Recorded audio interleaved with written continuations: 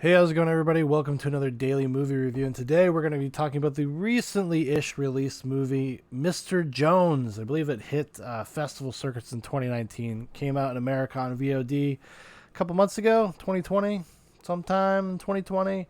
The director is Agnieszka Holland. It's written by Andrea Chalupa. It stars James Norton, Vanessa Kirby, Peter Sarsgaard, Joseph Mall, Kenneth Cranham, Celine Jones, and others. The plot synopsis is: a Welsh journalist breaks the news in the Western media of the famine in the Soviet Union in the early 1930s. So I've been meaning to watch this for a little while. I heard about it probably a couple months back. And it's something that's a topic that I actually have a lot of interest in. And it's something that does not get a lot of play, especially in films, especially in academia. They don't really like to talk about this stuff because this is about the Holodomor, when Stalin starved out Ukraine, killing upwards of about 3.5 million people died of starvation within a year and a half. And that's what the story's about. It's about the media's complicity in hiding the story, about the intelligentsia not wanting to pay attention, and also true believers that were in there that believed in Stalin's project and believed in it no matter the cost. Just completely blinded by their position, their opulence, by what they were given, kind of being bought off in a weird way. That's our academics, that's our media, especially. This really gets into kind of the failures of Western media and the European media, and how they just did not want to see it, and how when they would be brought to Moscow, when they'd be brought to Russia to report on what was going on, they would basically be invited to giant parties, and they never really looked into anything. They just were told to shut up, and they played along, and they did so. But the story centers around Gareth Jones, a young Welsh guy, ends up going to Moscow as a kind of an independent journalist, pretending to be a foreign advocate for this other guy. I can't remember exactly his name right now. I'm sorry. I got COVID. It's fucking killing me. But I gotta get these videos done. Anyways, so that's what the story centers around. It centers around his plight of kind of being a true believer, kind of being sympathetic to the communist cause, and then becoming disillusioned once finding out kind of the draconian, authoritarian, fascist measures of Stalin. Because he buys into the project. A lot of smart people kind of bought into the notion of socialism at the time, because they were just seeing what was happening with poor people. You know, you think we have some sort of disparity today, or you think that the conditions under which the poor live today are bad. You should have seen it back in the 1920s and 30s. That's abject poverty. Not to say that we don't have awful poverty today, but it's real poverty. But then you have to kind of weigh this cost thing and whether or not that's real. Is it illusory? Is the answers that something like socialism provides, is it illusory? Will it actually change anything? And as he comes to kind of find out that it doesn't. You still have this kind of hierarchy system. You still have this sort of weird caste system. You still have some sort of patriarchal notions.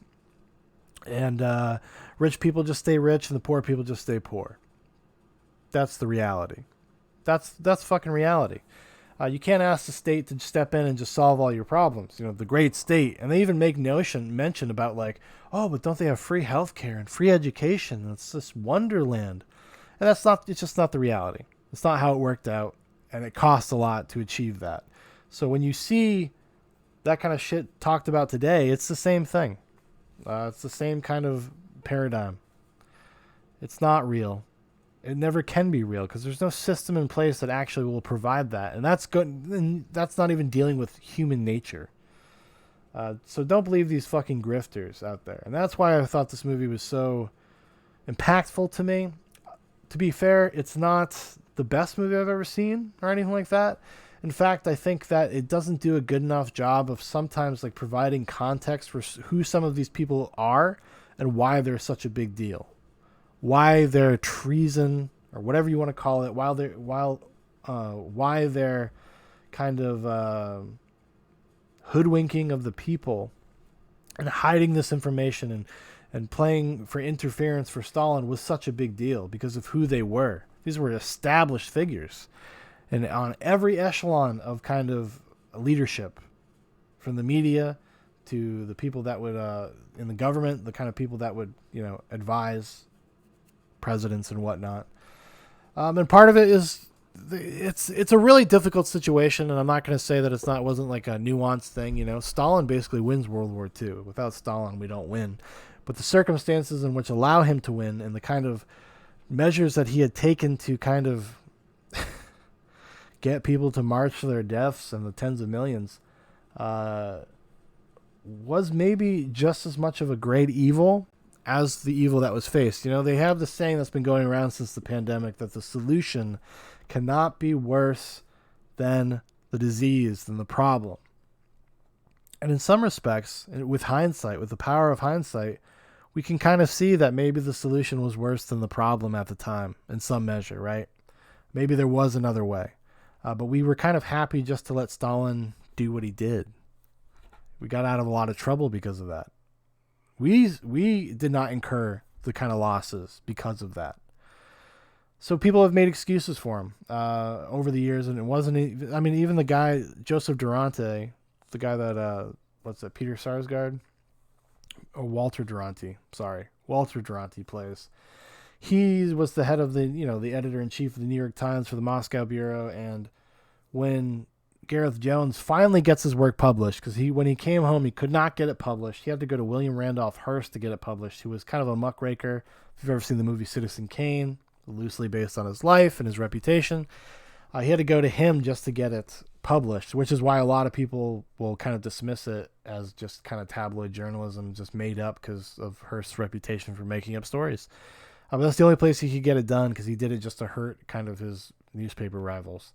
But Durante ends up writing a op-ed refuting the claims of Mr. Jones and the story and about the starvation, and does this huge smokescreen, this huge lie, wins the Pulitzer Prize for it. I almost said Pulitzer Surprise. Pulitzer Prize for it. It is never revoked, even after they find out he's full of shit, and he dies rich and happy and peaceful. And that's just the story of all these fucking people. And at some point, we have to be real about history and about the record. And we still don't. Nowadays, we have, again, in society today, all of this apologia for this kind of shit that went on in the 30s and 40s in Stalin's Russia. It's ridiculous. It's kind of disgusting. And what made me even think about this more nowadays is because of China. China is kind of the thing now, right? If we're going to say there's some sort of existential threat to our culture and to our dominance as a superpower in the world, it's probably China. And they do all sorts of underhanded things, because now we're in kind of this cold tech war with them. That's kind of where we're at. It's an information war. And I think what's going on with TikTok and Tencent and some other of these Chinese companies that you just find out are just involved in every facet of American life. In watching how the media responds to it, totally reflexively, coming out in defense of an evil communist country, that is, their government is literally, putting millions of people in internment camps and using them as slave labor. And we don't like to talk about that. Some video leaked a few weeks ago. Some brave Chinese person got some drone footage of these Muslim Uyghurs, these Uyghur Muslims in China, being black bagged and put onto fucking trains to who knows where. Hundreds of them. Probably out to some work camp somewhere. And while this goes on and everybody's fucking sitting around in their goddamn pampered lives and their fucking high-rise New York apartments and all this bullshit, bitching about fucking not being able to use TikTok and acting like the only reason we ban these things is because the president has got such a thin skin, because this fucking this hack comedian can do lip syncing to his speeches while making funny faces. This is the same type of thing. It's the same type of thing that went on. It's complete abdication of their responsibility as journalists and what they're supposed to provide to people. Information, not your fucking myopic opinion about life. This is the problem when the entire media class is made up of the most privileged, pampered fucking people on the planet. They have no idea no perspective about real life, about what really matters and what is really going to affect people. They don't, and they don't care to either. Don't think for a second they fucking care to. And that's why something like Mr. Jones is so powerful. I haven't even really talked about the filmmaking. Like I said, it's okay. This is not going to blow your mind. It doesn't do a good enough job, I think, of providing complete context for the situation, because it can be hard to track who is who and why they're important. I wish that stuff was more clear. But I think by the time you get to the end of the movie, everything makes sense, and you kind of understand why it's so powerful. And it is a powerful parallel to what is going on today. And don't let anybody tell you differently. Don't get it fucking twisted. These people are not your friends. They're not out for your best interest. They are myopic, pedantic. They want to rewrite history and brainwash you into thinking you're an evil person because of where you were born. And it makes me sick. It makes me fucking sick. And I watch this. I watch Mr. Jones. And I'm even sicker. Makes me even sicker. And I got COVID, so I'm already super sick, right? I'm already laid up in bed. Barely stay awake to make this fucking video. But it's got to be done. It's got to be done. The video's got to be made. The message must be heard. Honestly, seriously, I dragged my ass out of bed because I was like, I got to talk about Mr. Jones before too much time goes by. Because it's worth your time to watch. Just to put these ideas in your head and really start thinking about where you get your information and the kinds of people you're getting it from. There is classism in this country. There's classism in this world. Don't you fucking forget it. And people at the top have no idea what the fuck your life is like. No clue. They don't care either. You can see that in the types of articles they write when they reflexively defend countries like China. A fucking totalitarian, fascist, communist country. Okay? That if there's a pandemic happens, they weld people in their fucking apartments. That just happened a few months ago. Okay? We've already forgotten. We've already forgotten that's the kind of shit they would do. Executing people, hiding numbers. We all know that shit. Come on. They're not being honest about any of that stuff.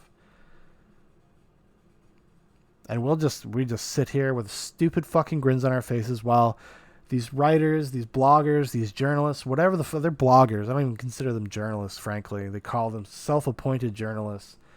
They will run interference for that shit. Some of them even talking about what a great job China did with the pandemic and what a dunk on Trump that is. Like, how fucked in the head do you have to be?